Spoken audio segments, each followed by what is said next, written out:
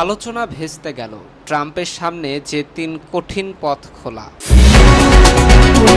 Hormuz প্রণালী পুরোপুরি ইরানের নিয়ন্ত্রণে রয়েছে। ইরানের প্রেসিডেন্টের সঙ্গে পুতিনের ফোন আলাপ, কি কথা হলো? শুরু থেকেই আলোচনা বানচালের অজুহাত খুঁজছিল যুক্তরাষ্ট্র। জানা গেল মোস্তফা খামেনির সর্বশেষ শারীরিক অবস্থা।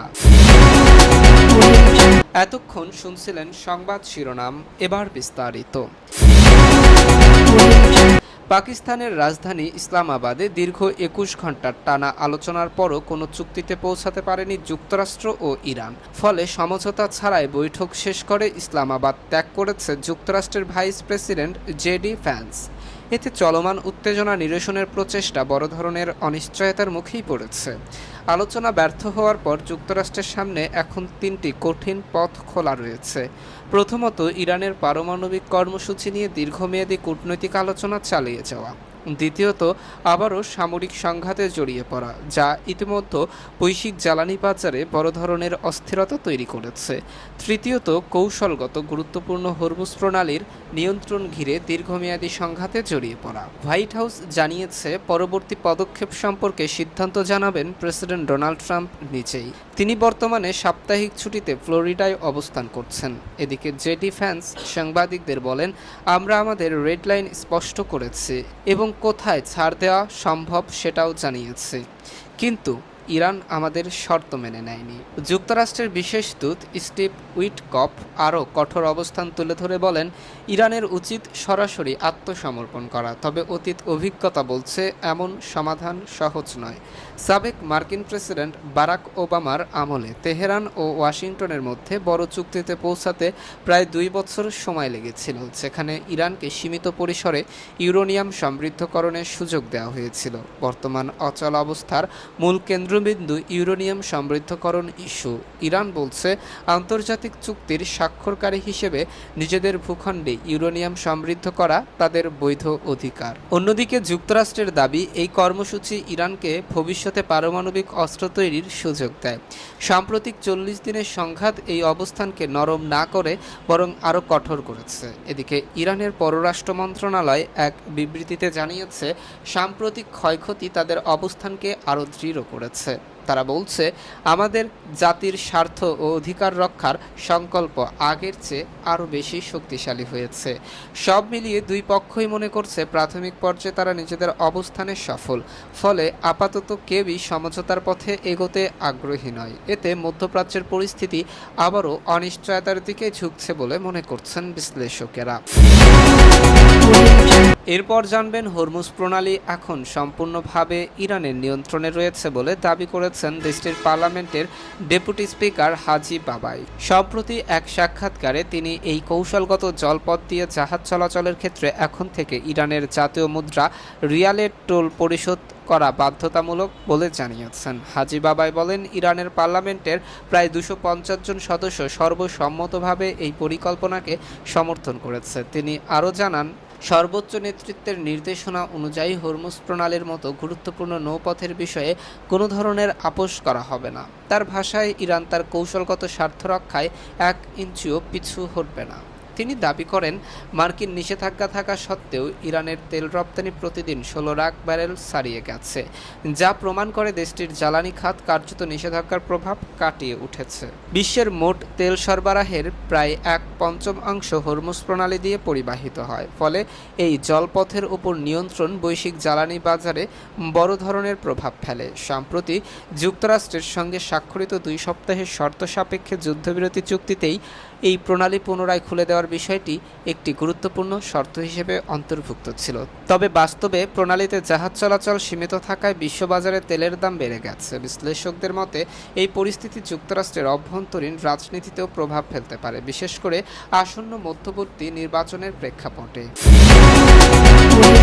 এরপর জানবেন ইসলামাবাদে ইরান ও যুক্তরাষ্ট্রের মধ্যে বহুল আলোচিত বৈঠক কোনো ধরনের সমঝোতা ছাড়াই শেষ হওয়ার পর মধ্যপ্রাচ্যের কূটনৈতিক অঙ্গনে নতুন তৎপরতা দেখা দিয়েছে। এই পরিস্থিতিতে ইরানের প্রেসিডেন্ট মাসুদ পেজেশকিয়ানের সঙ্গে টেলিফোনে কথা বলেছেন রাশিয়ার প্রেসিডেন্ট ভ্লাদিমির পুতিন।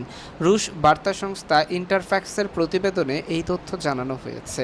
ফোন আলাপে ভ্লাদিমির পুতিন মধ্যপ্রাচ্যের বর্তমান সংকট নিরসনে শান্তিপূর্ণ সমাধানের ওপর জোর দেন এবং রাশিয়ার পরিস্থিতি সামরিক সমাধানের পরিবর্তে রাজনৈতিক ও কূটনৈতিক পথেই হতে পারে সবচেয়ে কার্যকর উপায়। ক্রেমলিনের এক আনুষ্ঠানিক বিবৃতিতে বলা হয়েছে, পুতিন চলমান উত্তেজনা প্রশমনে একটি ভারসাম্যপূর্ণ গ্রহণযোগ্য সমাধান খুঁজে বের করতে প্রস্তুত রয়েছে। একই সঙ্গে তিনি মধ্যপ্রাচ্যে একটি ন্যায়সঙ্গত ও দীর্ঘস্থায়ী শান্তি প্রতিষ্ঠার লক্ষ্যে মধ্যস্থতাকারী হিসেবে কাজ করার ব্যাপারেও তার আগ্রহ প্রকাশ করেছেন। বিশ্লেষকদের মতে ইরান ও যুক্তরাষ্ট্রের মধ্যে আলোচনা ব্যর্থ হওয়ার পর এই ফোনালাপ অত্যন্ত তাৎপর্যপূর্ণ, কারণ এতে বোঝাই যাচ্ছে রাশিয়া সরাসরি এই সংকট সমাধানে আরও সক্রিয় ভূমিকা নিতে চাইছে, বিশেষ করে যখন দুই পক্ষই নিজেদের অবস্থানে অনড় রয়েছে এবং নতুন করে উত্তেজনা বাড়ার আশঙ্কা তৈরি হয়েছে। তখন তৃতীয় পক্ষের মধ্যস্থতা পরিস্থিতি শান্ত করার ক্ষেত্রে গুরুত্বপূর্ণ ভূমিকা রাখতে পারে। কূটনৈতিক মহল মনে করছে রাশিয়ার এই উদ্যোগ একদিকে যেমন ইরানের প্রতি সমর্থনের বার্তা দিচ্ছে, অন্যদিকে আন্তর্জাতিক অঙ্গনে নিজেদের প্রভাব বিস্তারের কৌশল হিসেবেও কাজ করছে। মধ্যপ্রাচ্যের মতো সংবেদনশীল অঞ্চলে রাশিয়ার সক্রিয় অংশগ্রহণ ভবিষ্যতে ভূরাজনৈতিক ভারসাম্যের নতুন মাত্রা যোগ করতে পারে। সব মিলিয়ে ইসলামাবাদে আলোচনার ব্যর্থতার পর পরিস্থিতি যখন অনিশ্চয়তার দিকে যাচ্ছে, তখন পুতিনের এই পদক্ষেপকে একটি নতুন কূটনৈতিক প্রচেষ্টার সূচনা হিসেবে দেখা হচ্ছে। এখন দেখার বিষয় এই উদ্যোগ বাস্তবে কোনো কার্যকর সমাধানের পথ তৈরি করতে পারে কিনা। আরও জানবেন পাকিস্তানের রাজধানী ইসলামাবাদে ইরান ও যুক্তরাষ্ট্রের মধ্যে টানা ২১ ঘণ্টার দীর্ঘ আলোচনায় কোনো চুক্তি ছাড়াই শেষ হয়েছে। এই বৈঠক ঘিরে বড় ধরনের অগ্রগতির আশা থাকলেও শেষ পর্যন্ত অচল অবস্থার মধ্যেই শেষ হয়েছে।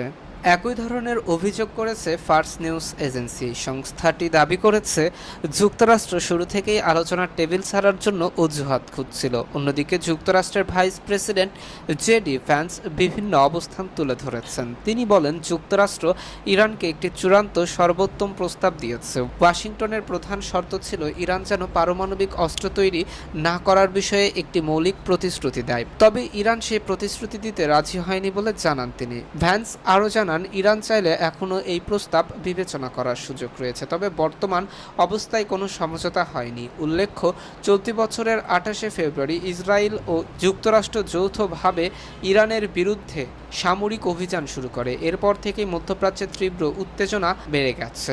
এর প্রভাব পড়েছে বৈশ্বিক অর্থনীতিতেও। পরিস্থিতি নিয়ন্ত্রণে আনতে গত মঙ্গলবার যুক্তরাষ্ট্র ২ সপ্তাহের জন্য হামলা স্থগিত করে আলোচনার সুযোগ তৈরি করে। এই আলোচনায় কৌশলগতভাবে গুরুত্বপূর্ণ হরমুজ প্রণালীও বড় একটি ইস্যু হয়ে ওঠে। বিশ্বের মোট তেলের প্রায় ১/৫ এই জলপথ দিয়ে পরিবাহিত হয়। ইরানি সংবাদ মাধ্যমগুলোর দাবি, এই প্রণালীকে কেন্দ্র করে যুক্তরাষ্ট্র অতিরিক্ত শর্ত চাপিয়ে দেওয়ার চেষ্টা করছে।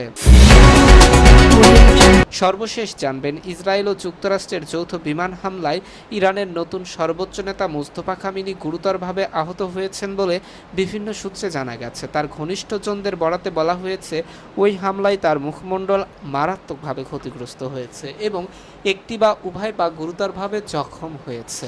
বর্তমানে তিনি চিকিৎসাধীন অবস্থায় রয়েছেন এবং ধীরে ধীরে সুস্থ হয়ে উঠছেন। সূত্রগুলো বলছে, শারীরিকভাবে আহত হলে মানসিকভাবে তিনি সচল আছেন। তিনি সরাসরি জনসম্মুখে না এলেও অডিওর মাধ্যমে জ্যেষ্ঠ কর্মকর্তাদের সঙ্গে নিয়মিত বৈঠক করছেন এবং গুরুত্বপূর্ণ রাষ্ট্রীয় সিদ্ধান্ত গ্রহণে অংশ নিচ্ছেন। চলমান যুদ্ধ পরিস্থিতি এবং যুক্তরাষ্ট্রের সঙ্গে আলোচনার বিষয়ে তিনি যুক্ত রয়েছেন বলে জানা গেছে। তবে শারীরিক অবস্থার কারণে রাষ্ট্র পরিচালনায় কতটা কার্যকর ভূমিকা রাখতে পারছেন তা নিয়ে প্রশ্ন উঠেছে। বিশেষ করে ইরান ও যুক্তরাষ্ট্রের মধ্যে গুরুত্বপূর্ণ আলোচনা সামনে থাকায় বিষয়টি আরও গুরুত্ব পাচ্ছে। উল্লেখ্য, গত ২৮শে ফেব্রুয়ারি ইরানে সামরিক অভিযান চালায় যুক্তরাষ্ট্র এবং ইসরায়েল। ওই হামলায় একাধিক শীর্ষ কর্মকর্তা নিহত হয়েছে ইরানের এবং অল্পের জন্য প্রাণে বেঁচে গেছেন মোস্তফা খামেনি। পরবর্তীতে ৮ই মার্চ তিনি দেশের নতুন সর্বোচ্চ নেতা হিসেবে দায়িত্ব গ্রহণ করেছেন। ইসরায়েলি হামলায় যখন ইমাম খামেনি মারা যান তখনই তিনি এই পদে অধিষ্ঠিত হন। এদিকে যুক্তরাষ্ট্রের প্রতিরক্ষা মন্ত্রী পিট হেগসেথ আগেই দাবি করেছিলেন হামলায় মোস্তফা খামেনি গুরুতরভাবে আহত এবং সম্ভবত তিনি স্থায়ীভাবে অক্ষম হয়ে পড়েছেন। প্রিয় দর্শক, আজ এ পর্যন্তই। দেখা হবে নতুন আরও একটি গুরুত্বপূর্ণ ভিডিওতে। সে পর্যন্ত সবাই ভালো থাকুন, সুস্থ থাকুন। আল্লাহ হাফেজ। আপনি যদি আমার চ্যানেলে নতুন হয়ে থাকেন তাহলে অবশ্যই চ্যানেলটি সাবস্ক্রাইব করতে ভুলবেন না।